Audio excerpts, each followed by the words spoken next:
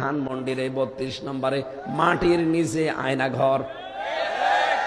সব সাংবাদিকরা যে ভিডিও করে দেখাচ্ছে ৬ তলা নিচে আর ওপরে ৬ তলা, মাটির নিচে ৬ তলা কি করবেন আপনি?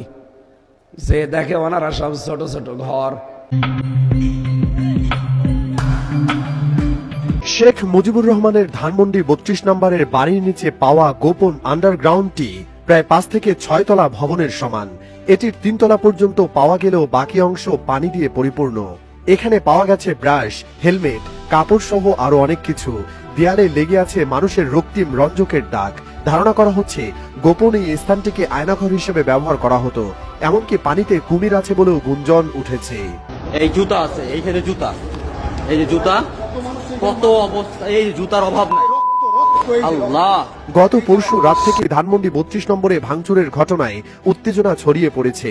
তবে এরই মধ্যে সেখানে উপস্থিত স্থানীয় বাসিন্দা ও উৎসুক জনতা একটি চাঞ্চল্যকর দাবি তুলেছেন।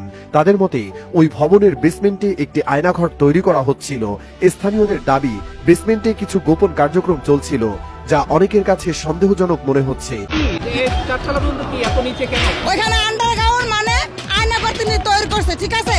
আমরা কিছু চাই না, আমরা তো এমপি মন্ত্রী যা আছে সব আয়না করে রাখার জন্য। তারপর আমরা বিষাক্ত সাপ ছেড়ে দেবো, ওই সাপ টুকরা টুকরা খাবো। আমরা তা চাই, সূক্ষ্ম বিচার চাই দেশের জন্য। আমরা দেশের বিচার চাই। আমরা আমাদের দেশে কেন ওরকম করে চলে গেল?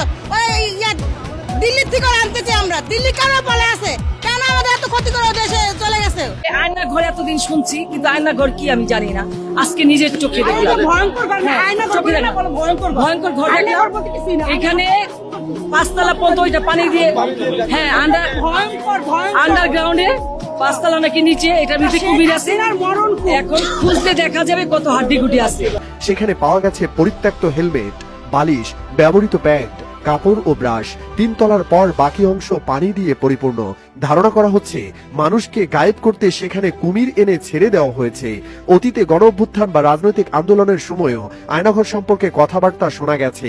তবে ধানমন্ডি ৩২ নম্বরের নতুন ভবনের বেসমেন্টে সত্যিই কোনো গোপন আয়নাঘর তৈরি হচ্ছিল কিনা তা নিশ্চিত হওয়া সম্ভব হয়নি।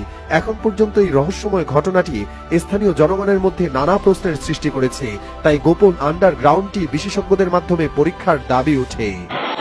মানে নিচে ৭ তলার উপরে ২ তলা নিচে আমরা নিচে পানিতে ভরে রাখছি। এখন ভাই বলেন, একটা মানুষের কত টাকা প্রয়োজন হয়? এই যে এই দেশ থেকে কোটি কোটি টাকা লুট হয়ে গেল, দেশের মানুষের কি অবস্থা? আমরা একটা সরকার নির্বাচন করি আমাদের মানবাধিকার যেন আমরা পাই, অন্ন, বস্ত্র, চিকিৎসা, খাদ্য, এগুলো আমরা চাই। আমাদের সাধারণ জনগণের চাওয়া, এগুলি যদি তারা বঞ্চিত করে, তাহলে বলেন ওনাদের কি প্রয়োজন আছে? আমাদের ৩ তলা পর্যন্ত বেশি